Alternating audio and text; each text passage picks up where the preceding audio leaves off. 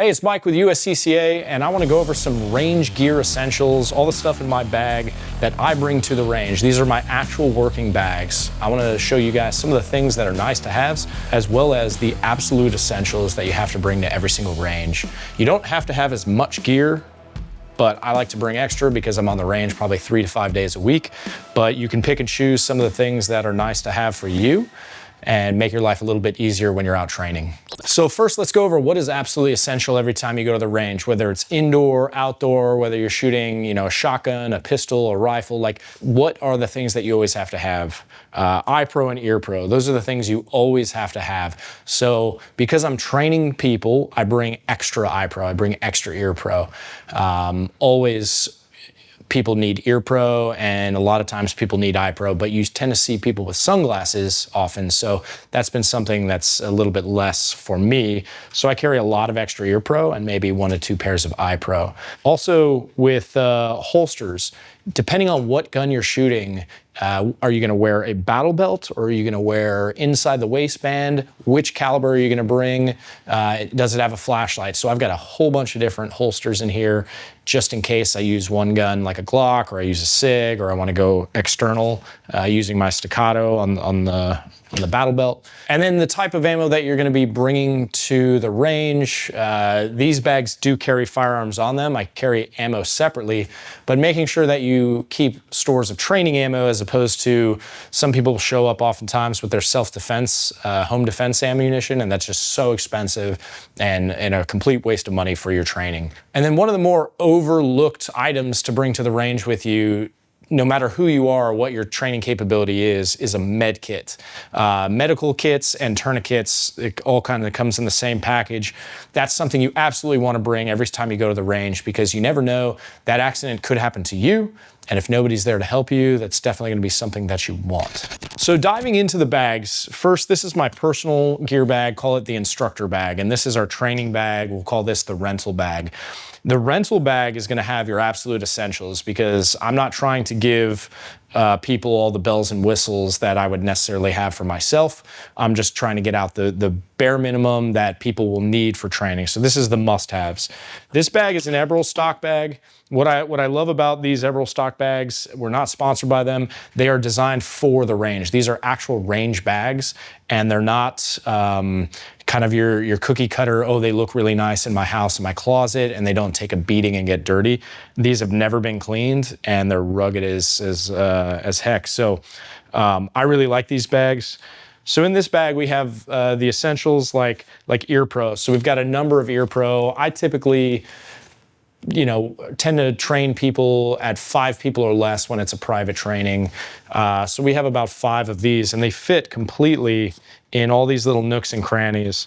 I keep holsters, I keep magazine pouches, and we keep these sets. These are from Alien Gear, and we keep these, we have inside the waist, outside the waist, and they double up. If sometimes you have an inside the waist, it can also be turned and be an external left-handed pistol, so it serves a lot of different options. So when it comes to ear pro, whether you have foamy or you have over the ear, what's better, what's worse? Well, foamy's nice and cheap because I can hand it out to a lot of different people. But I will tell you, when you're teaching or when you're on the range themselves, having the ability to turn on the electronic hear through is so much better. I would say it's even safer, because if you're giving range commands, they can hear it, you can hear it. You get a lot more feedback with these, and quite frankly, it's better ear protection. You get just better quality all around from these. Is it expensive? It can be. Some of them can be as cheap as $40. Do I run that? No, I run the really, really expensive kind, but also it's because I'm on the range all the time and it's valuable to me. But if you're only on the range occasionally, or once a year, you can just throw some foamies in and it's not an issue. Also for the essentials are eye pro. I buy super cheap lab glasses. They are ballistic. But you want to go with something that's nice and clear. If it is a foggy day, you're going to use yellow lenses. I don't advise wearing these on a sunny day because it's supposed to amplify. And on a foggy or overcast day, these are really great to wear. I don't think a lot of people know that, and I'll see often on sunny days people will be wearing the yellow lenses, and it's a terrible experience. I don't recommend it. In terms of absolute essentials, something else I make sure we always have bottles of lube, because you know, the guns get dry, the guns get dirty. Even if the guns are dirty, if they're well lubricated, they're always gonna run. So that's something that is non-negotiable. You always have to have some lube, whether it be spray CLP or specific gun lube. It's all kind of the same, unless you want to nerd out about it. But for intents and purposes of the gun functionality, it's all the same. The other thing I like about this bag in particular is its ability to hold pistols. So it holds 2 full Glock cases, which is nice. I don't know if they designed it for that, but it holds 2 of them in their complete packages with magazines. So that's a really neat feature of this bag. If you just took them out of the packages, you could hold a lot more. I just like to keep all the packages together because then I never lose anything. All right, so that's the essential range bag for rentals. We've got lube, we've got eye pro, ear pro, holsters, mag pouches. The only thing else I would say is if you wanted to go into like gun belts or some kind of belt for people, because a lot of times people will show up to the range without belts, but that's for another issue. Carrying the weapons and carrying ammunition, or at least the magazines, and then carry ammunition separately. This will do all of it. It also has little pouches where I can put gun and cleaning kits and other accessories. So it's kind of the workhorse. This takes a beating. So one of the reasons I keep ammunition completely separate from my bags, now there's dummy rounds in here. I keep ammunition separate just in case I'm traveling, because I've gone through airports, I've gone through screenings, and I've had ammunition in my bags. I've had a completely loaded magazine going through a concealed carry bag one time. I forgot. It was a nightmare. I don't recommend it to anyone. So in my bags, I tend to keep ammunition separate just so there's no issues of just so there's no issues going through a screener in case I'm traveling with any of my bags. Of course, I would take the firearms out, but everything else in here should be able to travel, no questions asked. Now, moving on to my personal bag. So this is gonna have range essentials, but it's also gonna have the nice to haves, because this is something I'm using on the daily basis. What I really love about this bag is Eberl Stock designs all their bags like completely rugged backpacks. You can carry this forever. It's got the hip pad, which is completely removable if you don't like it, and the shoulder straps. But it also has this backside, which is hard shell plastic, because it is designed to be laid out, dragged around, and used as like the gear or camera bag. So it's got a ton of pockets. This thing is, it's been my baby for a while. As you can tell, it's pretty worn. The other thing it has is these removable side scabbards. Now, what I have on here are 2 removable just gear pockets, because that's really all I need. But what you can actually do is you can put rifle scabbards on the sides.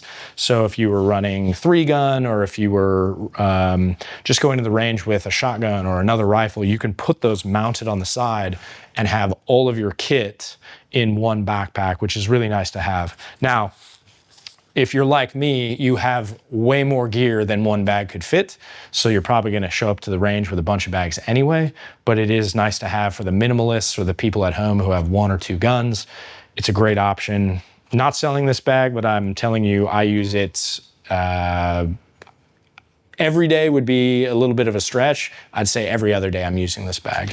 All right, diving in. This bag has a zipper open from the top as it's laid flat, and then it opens just the same way as their range bag.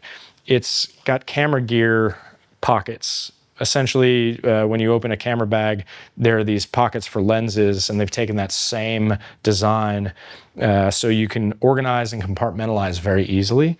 All right, let's go over what I carry. So, Ear Pro, I got a ton of different Ear Pro. What I tend to use is 3M. 3M makes the Peltors.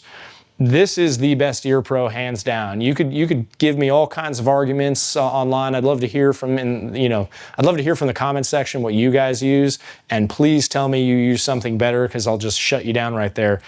3M Peltor is the best Ear Pro on the planet, but it comes with a hefty price tag. I think these are about $600. I went without a boom mic, but I did get the soft gel inserts. If you've not worn soft gel inserts, you haven't lived, because these things are the best, and quite frankly, the hear-through technology on this Ear Pro is better than anything on the market, hands down, case closed. What else do I use? In the summertime, these gel inserts get pretty sweaty, and so I'll put a hood on and maybe put the gel inserts over it to gather some of the sweat. But something I also like to use, people ask about in-ear Ear Pro. Well, 3M also makes a in-ear Ear Pro. How good is it? Well, it's quite good. It comes with a little battery pack, little charger inside, lets you know if it's charged or not charged. And they go in-ear like this. In terms of Ear Pro in-ear, this is the best out there. I've seen other brands. There's brands like Axel. There's brands like Walker makes in-ear.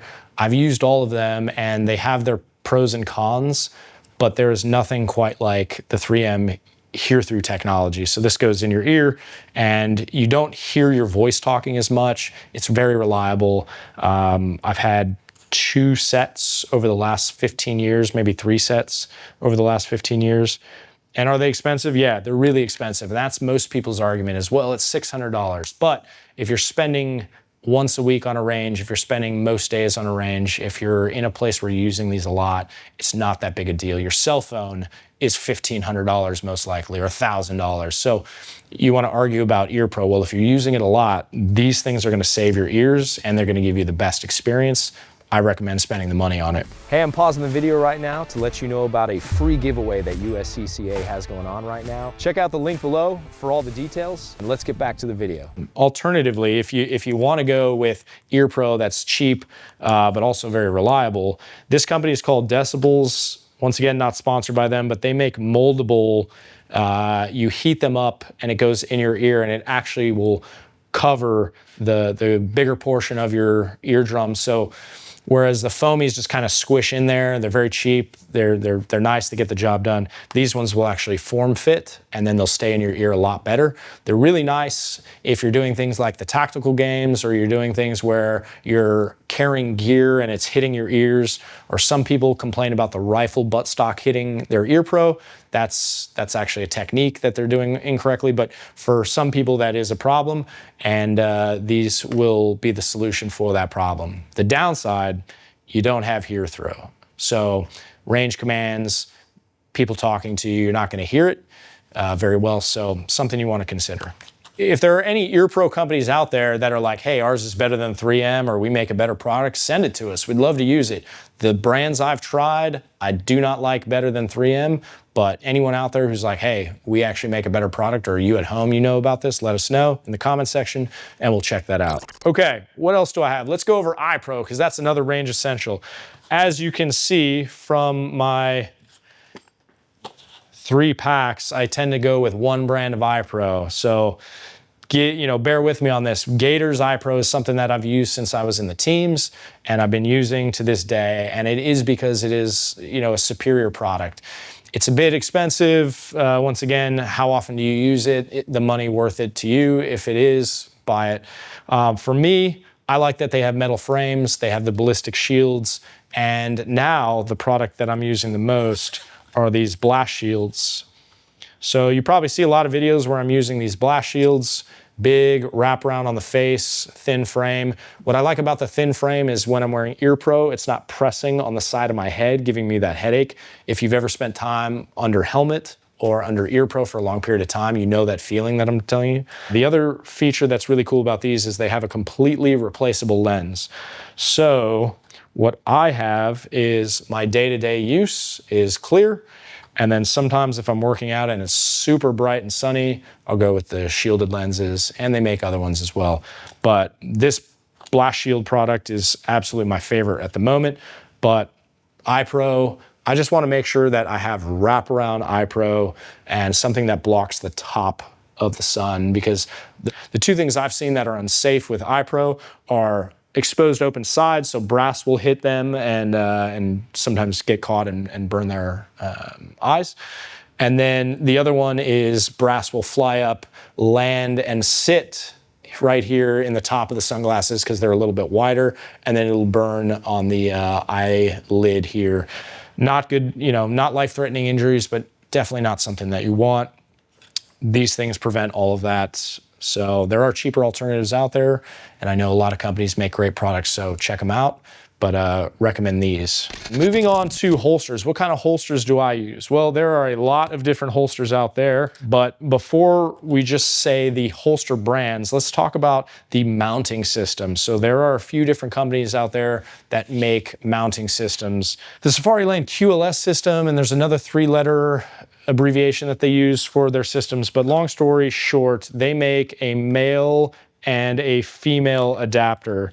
And what's amazing about these is, okay, today I want to shoot my staccato, so I put on my brand holster that I've put the male Safariland QLS on, and then I'm going to switch it out with my T-Rex Arms Safariland male adapter. And then I have kind of a medium drop female adapter from Safariland. They also make an interchangeable one where it can be drop low or drop medium. The reason I use a drop leg low or medium drop is because if I'm wearing a kit, any kind of plates, and my holster is right here on my belt, it's really hard to get the pistol out. You'll see a lot of soldiers or police officers in full kit, when they go to draw their weapon, they lean over to draw to access that gun.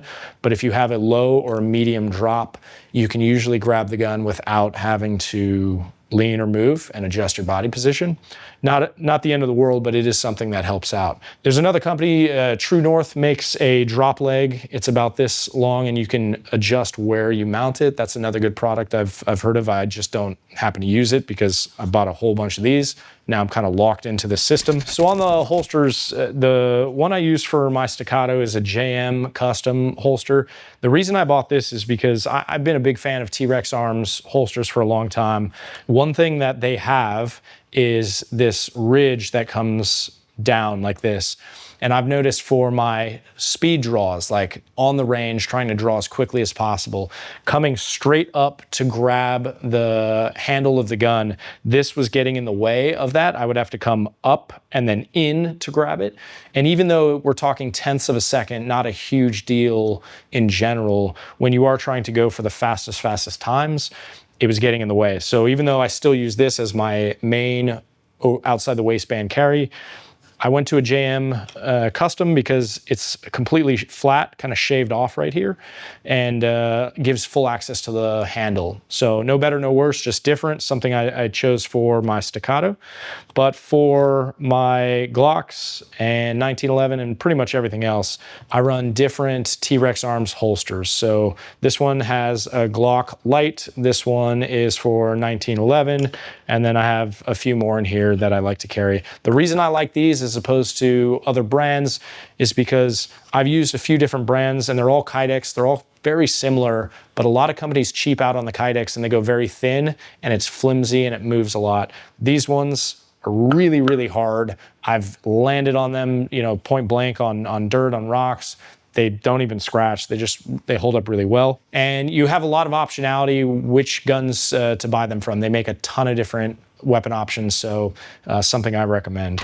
All right, so one more thing that I always have, you know, talking about the lube, I keep some of the Total Gun solvent and then some of the lube. So this is frog lube. This is something I've used for a long time because it's natural. It's got a little peppermint, so when you spray it, it actually sprays a little peppermint blast in your face when you shoot, and it's kind of nice. But I will say, if you have solvent, just understanding that solvent and lube are not the same things, and if you spray solvent on a gun and leave it, it's going to rust that gun. It's meant to strip away, not to hold lube and protect. So the lube is something you always want to have mandatory. The solvent is a nice to have for cleaning. Just make sure you always lube afterwards. And if you want to get more, you know, in depth on solvents, if you want to go more in depth on cleaning and cleaning supplies, we just did a gun cleaning video in our last videos, and we show kind of the complete breakdown of the guns and what to use and what tools you'll need. A few other things that I'm always using on the range. Number one, I keep an assortment of tools on me. These are obviously very small. You can bring as many tools as you want, but I've noticed that they can solve pretty much every problem that you have on the range. These are the solutions for about 99% of the issues, with the exception of maybe socket wrenches for tightening down your steel, or, you know, some things I can't even think of right now. But this is about 99% of what you need is done with these tools, including gun maintenance. So something I always keep on me, I always keep a cleaning kit. So the cleaning kit that I use, I don't even know if it has a brand. I don't care if it has a brand. Just your standard cleaning kit. And in your cleaning kit, especially if you're on the range a lot, you're an RSO, or maybe you're teaching quite frequently, a barrel punch. So you can use the barrel cleaning rod. Something I used overseas was a barrel punch, because no matter if it was a rifle or a pistol, things would get caught into the barrel. And if you know, your multi-tool is not going to solve that. If you don't have some kind of long rod that'll get through there and knock them out, you're pretty much screwed. So this is something I always have with me at the range, and I probably use it once a month. You're going to want a cleaning kit, and it doesn't have to be fancy or expensive. As we're going deeper into the things that I like to carry, I want to talk real quick about dummy rounds. If you have dummy rounds in your training bag, it opens up a world of training tools. You can use these to practice malfunctions. You can use these to dry fire. It's a real added benefit. It's going to show you if you have a flinch, if you don't have a flinch. If you have a 9mm pistol, you can buy a larger caliber dummy round, like a 40 cal, and it'll cause an entirely different malfunction than just a similar 9mm. A similar 9mm will give you the click instead of the bang, and of course you'll tap rack it. But if you use a 40 cal, it's actually going to jam in and cause, you know, the catastrophic or the remedial malfunction, which is going to be a different response. So they're great training tools. Highly recommend getting dummy rounds. All right, and then the last thing that I recommend on training tools specifically is a shot timer. So I just keep one of these old school pro timers. There are newer ones out there. There are higher speed ones, but just having the ability to measure objectively your times, measure objectively the training that you're doing, so you have something to compare against. It's very easy to go to the range and just shoot and say, oh, I'm getting better, I'm getting more accurate. And there are ways to measure accuracy, but the real way to test how good you're getting at shooting is how fast you can do it, and how to, you know, give yourself just a slight bit of pressure with a shot timer. So something you definitely want to invest in. But if you do buy these, make sure you always have extra batteries, because that's something we always forget. And I'm always like, hey, where are the batteries? This thing went out, or somebody else's timer went out. So shot timer and batteries. All right, the last thing I want to go over of my range bag, and the thing that people might overlook when they're going to the range by themselves, or people who aren't attending courses regularly. This is something I see very common in newer shooters, is a medical kit. You know, it doesn't have to be incredibly substantial. It can be just as basic as a blowout kit. Blowout meaning if you're shot through the chest, or you have a bleed that's completely coming out, you need the ability to fix that. Even if you don't know how to fix it, you have to have a med kit on you, because somebody around you might know how to fix it. And obviously you want to get your own medical training, but having that kit there makes a massive difference, because even if a doctor arrives on scene and there's no med kit, there's not a whole lot that person can do besides call 911. So what do? I always keep a tourniquet or multiple tourniquets on me. That's a very easy thing to learn. And then I keep a blowout kit as well as a boo-boo kit. The difference being, the blowout kit is massive trauma. Somebody gets shot in the chest, somebody gets shot in the hips, in the legs, in the arms, something where it's going to be really life-threatening. I've got this blowout kit to fix it. I do have medical training for years in the military, so it's something I know how to use. If you don't know how, I highly recommend you take a medical course, because all of the shooting, you know, that's great for self-defense, but in the years that I've been working, the years I've been training, the years I've been overseas, I've used more medical kits and more of my medical skills than I have the gun skills, because people get messed up all the time. You're driving to work, you're walking around the street, and somebody gets hurt. And having that ability to fix them, it's incredibly rewarding and incredibly necessary. So med kit, blowout kit, tourniquet, And then boo-boo kit separately. Boo-boo kit meaning bandages, little scrapes, cuts, tweezers, things like that. That's not a blowout kit. This is like, it has to be ready and seconds away. The boo-boo kit, obviously we have time, that can be in the truck. On medical, I've been training on the range a long time. There's been a few accidents in my career I've seen where, you know, people have done dumb things, but that's out of thousands and thousands of range days. So what's the most common thing I see? It's actually nothing to do with getting shot, nothing to do with getting scraped or hit with frag. It's actually to do with hydration and, you know, heat stroke.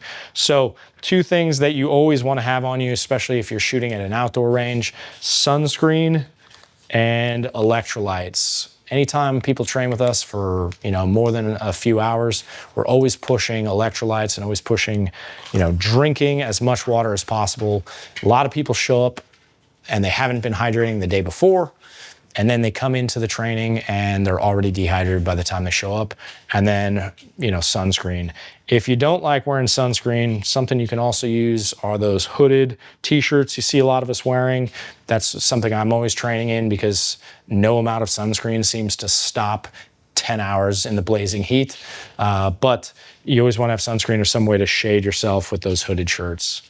Most commonly, heat stroke, heat casualties are the thing that I see the most. When it comes to range bags and range gear essentials, it doesn't have to be fancy or expensive. All we need to make sure is we have our eye pro, our ear pro, we've got our lube, and we have our holsters and maybe gun belts. Lastly, making sure we have our ammo and our weapons. If we bring those things to the table, we're gonna have a fun range day. But there are certain things that you're gonna wanna bring that make your life a little bit easier. This is the stuff I brought, and I hope you learned a little bit from it. I would love to hear what you guys at home use. Some of you trainers, I'm sure, carry some different things, so let me know in the comments section what you guys use, and maybe if you use different gear bags, I'd love to hear that too. I've been a big fan of Everville stock for a long time, but I'd love to hear you guys at home, the kind of gear bags that you use. With summer coming, there's gonna be a lot of you going to the outdoor ranges and getting your training in. Making sure that you bring all the stuff with you that you need. So remember, continue training, because that's how we move forward and that's how we progress. Hey, before you go, make sure you check out the free giveaway that USCCA has going on right now. The link is below in the description, where you can get all the details on how you can enter.